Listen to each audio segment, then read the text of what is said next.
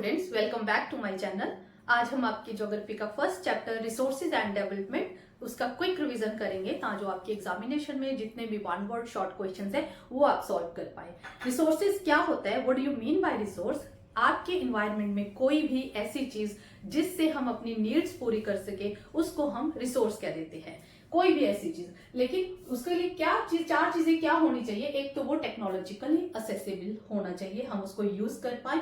Geographically feasible होना चाहिए, वो हमारी अप्रोच में होना चाहिए। इकोनॉमिकली वाइएबल होना चाहिए ताकि उसको यूज करने में हमारा ज्यादा खर्चा ना आए। एंड कल्चरली एक्सेप्टेबल होना चाहिए। ठीक है, चार चीजें उसमें जरूर होनी चाहिए, तब हम उसको रिसोर्स कहते हैं, तब हम उसको एज अ रिसोर्स यूज कर सकते हैं। देन है classification of resources. Classification of resources हम चार बेसिस पे करते हैं: origin, exhaustibility, ownership and growth. Origin क्या है? ओरिजिन में हम दो पॉइंट्स लेते हैं, बायोटिक एंड अबायोटिक। बायोटिक जैसे कि नाम से ही क्लियर है, बायो जिसमें, बायो का क्या मतलब होता है? लाइफ, जिसमें लाइफ होती है। ऐसे रिसोर्सेज जैसे कि फॉरेस्ट है, आपको बताया था मैंने, ह्यूमन बींग्स भी हमारे लिए एक तरह का रिसोर्स है क्योंकि ये बाकी रिसोर्सेज को यूज करने में काम आता है। इससे अलावा जो हमारे फॉरेस्ट हो गए, प्लांट लाइफ होगी, एनिमल्स हो गए, मेराइन लाइफ होगी, फिश हो गए, वो सारे, वो हर चीज जिसमें लाइफ है वो हमारे बायोटिक रिसोर्सेज में आ जाता है। अबायोटिक रिसोर्सेज में हमारे वो आ जाते हैं रिसोर्सेज जो कि नेचुरल तो है लेकिन उनमें लाइफ नहीं है, जैसे कि विंड हो गया, सोलर एनर्जी होगी, और जो मिनरल्स हो गए वो सारे हमारे किस में आ गए? फॉसिल फ्यूल्स हो गए, वो हमारे सारे अबायोटिक में आ जाते हैं। देन है एग्जॉस्टिबिलिटी। एग्जॉस्टिबिलिटी होता है कि वो कब खत्म होते हैं, उसके बेस पे हम रिसोर्सेज को कैसे क्लासिफाई कर सकते हैं। फर्स्ट है रिन्यूएबल एंड नॉन रिन्यूएबल। देखिए इनके वर्ड मीनिंग से ही हम इसको एक्सप्लेन कर सकते हैं। रिन्यूएबल, जिसको हम दोबारा से न्यू कर सके, जो न्यू करने के एबल हो, रिन्यूएबल। ऐसे रिसोर्सेज जो कि इजीली रिन्यूएबल हो सकते हैं उनको हम रिन्यूएबल रिसोर्सेज कहते हैं। और जिनको नॉन रिन्यूएबल, जिनको रिन्यू करने में लाखों करोड़ों साल लग जाते हैं, उनको हम नॉन रिन्यूएबल रिसोर्सेज कहते हैं। रिन्यूएबल रिसोर्सेज कौन से हो गए? जैसे हमारे पास विंड हो गया, सन एनर्जी हो गया, सोलर एनर्जी, टाइडल एनर्जी हो गया। इसमें रिन्यूएबल रिसोर्सेज में भी दो तरह के रिसोर्सेज ऐसे होते हैं कि एक तो वो रिसोर्सेज जिनको आप जितना भी यूज करे जाओ उनकी एग्जॉस्टिबिलिटी में कोई फर्क नहीं आता, उनके ऊपर ज्यादा इफेक्ट नहीं होता। जैसे कि सनलाइट है, सोलर एनर्जी है, उसको जितना भी यूज कर लो उसकी जो क्वांटिटी है उसमें कोई फर्क नहीं आएगा। सिमिलरली विंड एनर्जी है, टाइडल एनर्जी है, उस पर ह्यूमन एक्टिविटीज का या फिर ह्यूमन यूज का कुछ ज्यादा फर्क नहीं आता। बट कुछ रिसोर्सेज रिन्यूएबल रिसोर्सेज तो हैं लेकिन उनको रिप्लेनिश होने में कुछ समय चाहिए होता है। जैसे कि फॉरेस्ट है, वाटर साइकिल, वाटर है, वाटर साइकिल के थ्रू वो रिन्यू होता है, मतलब वो इतना वो टाइम मांगते हैं जिसके लिए वो दोबारा से रिन्यू हो सके। ठीक है, रिन्यूएबल में भी आपको मैंने दो तरह के बताए, कुछ तो ऐसे जिनके ऊपर, जिनका यूज जितना भी कर लो कोई ज्यादा उनको कोई फर्क नहीं पड़ता, लेकिन कुछ ऐसे जो रिप्लेनिश होने के लिए कुछ समय उनको चाहिए, जैसे कि forest and water.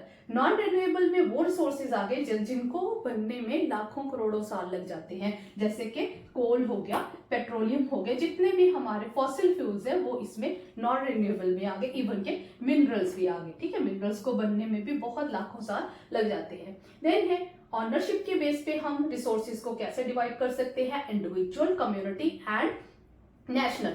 Individual resources कौन से होते हैं? जो आपके पर्सनल रिसोर्सेज है, जैसे कि आपका घर हो गया, आपके फैमिली का कोई प्लॉट है, आपकी फैमिली की कोई बिल्डिंग है, वो हो गए इंडिविजुअल रिसोर्सेज जिनके ऊपर किसी और की मलकियत नहीं है, सिर्फ आप उसके ऑनर हो। ठीक है, और सेकंड आगे हमारे पास कम्युनिटी रिसोर्सेज, जैसे हो गया आपके विलेज में या आपकी सिटी में कोई कॉमन एरिया है, कोई विलेज में कोई बरियल साइट है या फिर कोई पार्क है, वो सारी लैंड किस में आ जाती है? कम्युनिटी में, जिसको एक कम्युनिटी यूज कर रही है। नेशनल रिसोर्सेज में वो सारे रिसोर्सेज आ गए जैसे नेशनल लैंड हो गई, नेशनल वाटर बॉडीज हो गई, वो जो पूरे देश के हैं, वो हम ऑनरशिप के बेस पे इनको डिवाइड करते हैं: individual, community and national resources. Then जो बहुत इंपॉर्टेंट आपका क्लासिफिकेशन है, growth. On the basis of growth, potential and developed. इनमें से मैं आपको पहले डिवेल्प समझाती हूँ।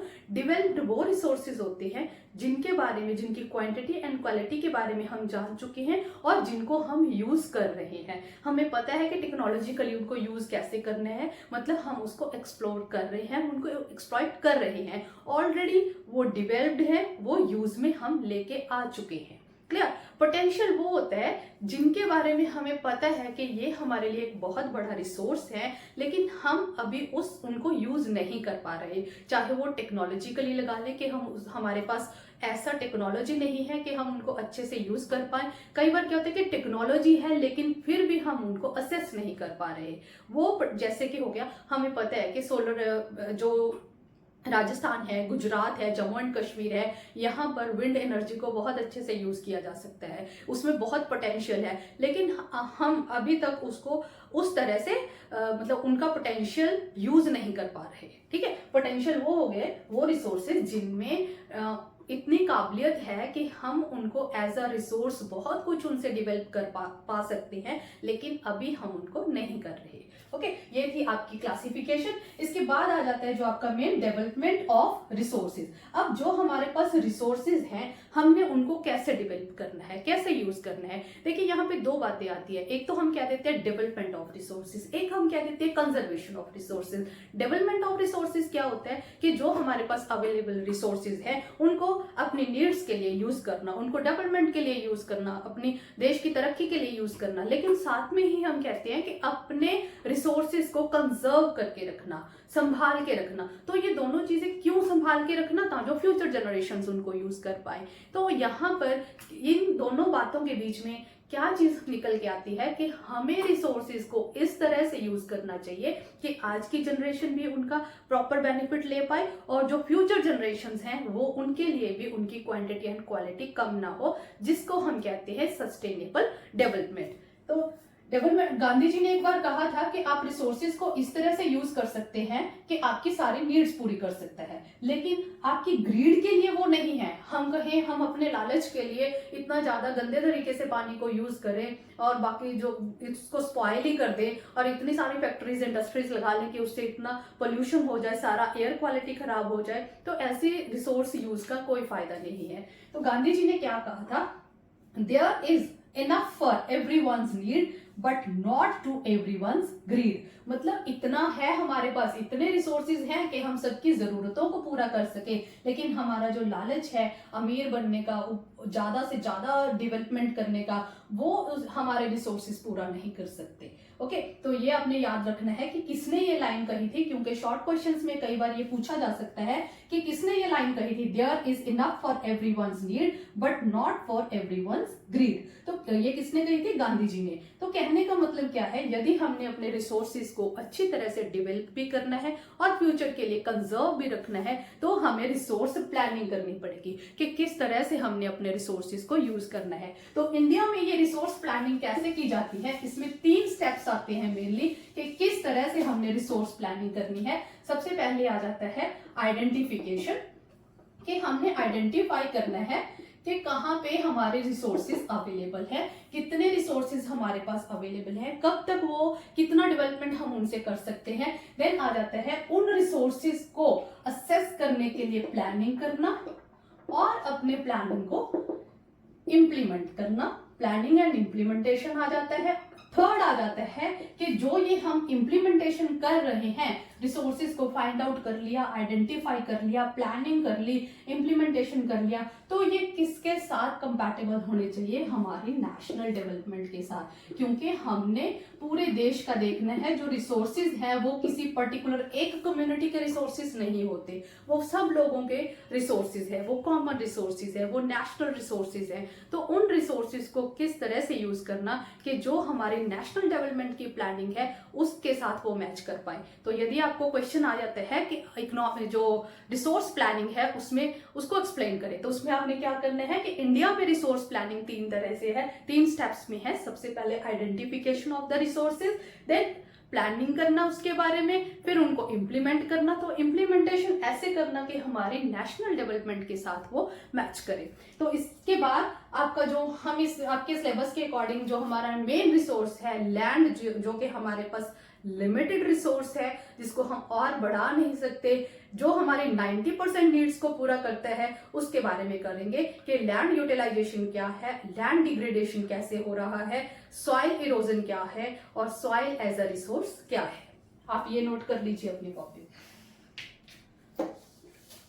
तो आपका सबसे इंपॉर्टेंट जो सोर्स हम इसमें करेंगे लैंड यूज, जो आपके सिलेबस में है कि जो हमारी लैंड है एज अ रिसोर्स है उसको हमने कैसे कैसे यूज किया हुआ है। एक तो लैंड के ऊपर फॉरेस्ट है, लैंड वो लैंड है जो कि कल्टीवेशन के लिए अवेलेबल नहीं है, जैसे कि इसमें हो गई बैरन लैंड, ठीक है, जो वेस्ट लैंड है जिसके ऊपर कुछ भी उगाया नहीं जा सकता, या फिर जिसके ऊपर हमने रोड्स बना रखी हैं, जिसके ऊपर बिल्डिंग्स हैं, वो सारी लैंड होगी। इसका मतलब लैंड सिर्फ कल्टीवेशन के लिए नहीं हम यूज कर रहे, और भी पर्पसेस कौन कौन से किस किस तरह से लैंड यूज हो रही है। एक तो हो गया जिसके ऊपर फॉरेस्ट है जो कि बहुत जरूरी है, land not available for cultivation जिसमें हमारी barren and waste land, roads, buildings, ये सब आ जाता है। अदर अनकल्टिवेटेड लैंड आ जाती है जैसे कि जो ग्रेजिंग के लिए छोड़ी होती है, जिसके जो या फिर ट्रीज प्लांटेशन है जिनके ऊपर, वो सारी लैंड हो जाती है, मतलब जो कि नेट सोन एरिया में नहीं आती। एक है फैलो लैंड, फैलो लैंड में हम कौन सी ले लेते हैं, current fallow land and other than current fallow land. इसको समझना बहुत जरूरी है। करंट फैलो लैंड वो लैंड होती है जिसको हम एक साल 1 ईयर या उसके कम समय के लिए खाली छोड़ते हैं, जिसके ऊपर कुछ भी बीजा नहीं जाता।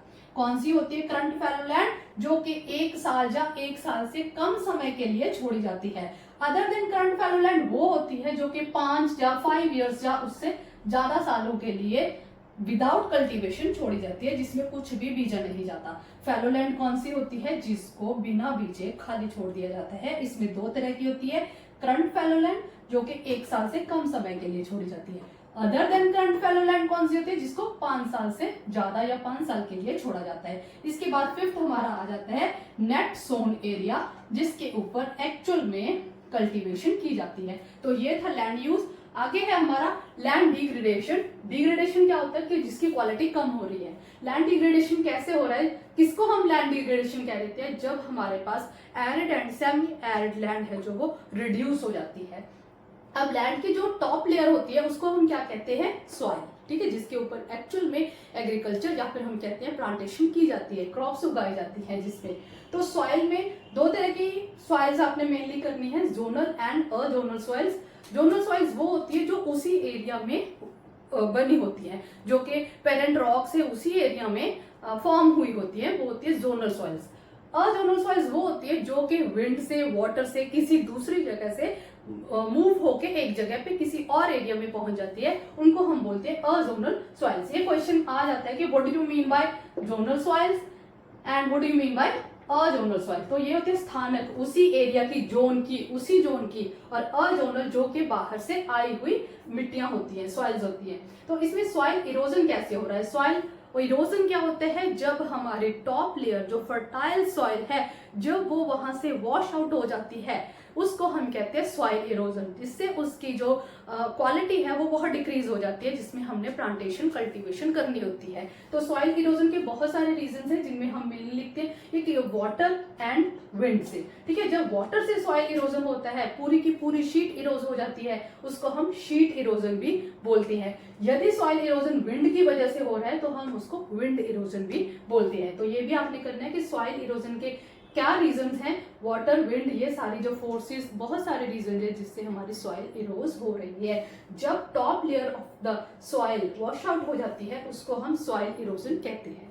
सॉइल को हम कैसे बचा सकते हैं, सॉइल कंजर्वेशन कैसे कर सकते हैं, खास करके जो हिमालय के मिडल हिमालय जो हमारे आ जाते हैं उसमें सॉइल कंजर्वेशन कैसे होती है। जैसे कि उत्तराखंड का एरिया है उसमें होती है टेरेस फार्मिंग। टेरेस फार्मिंग आपने देखा होगा, कभी आपने माउंटेन्स में गए हो तो इस तरह से फार्मिंग की जाती है वहां पे, इस तरह से, ठीक है, छोटे छोटे पार्ट्स में, छोटे छोटे कट्स में उसको बांटा जाता है, इसको बोलते हैं टेरेस फार्मिंग। इससे जो है सॉइल इरोजन कम हो जाते हैं। यदि आपको क्वेश्चन आ जाता है कि उत्तराखंड में किस तरह से जो सॉइल कंजर्व की जाती है उसको बचाया जाता है, तो वो आ जाती है टेरेस फार्मिंग। इसके अलावा अफॉरेस्टेशन, अफॉरेस्टेशन का क्या फायदा होता है, जब हम ज्यादा प्लांट्स लगाएंगे, ज्यादा ट्रीज लगाएंगे तो वो सॉइल को अपने पास पकड़ के रखता है, जिससे उसको इरोज होने से बचा लेता है। शेल्टर बेल्ट एक हमारे पास है, शेल्टर बेल्ट ऐसे होते हैं कि विंड का इफेक्ट नहीं होने देता। सपोज करो यहाँ पर सॉइल है और यहाँ पर हमने ट्रीज लगा दिए, ठीक है। तो ये विंड को रोक लेते हैं और यहाँ पर जो विंड इफेक्ट होता है सॉइल का, उससे सॉइल इरोज होना बच जाता है, जिसको हम शेल्टर बेल्ट से एक टेक्निक है।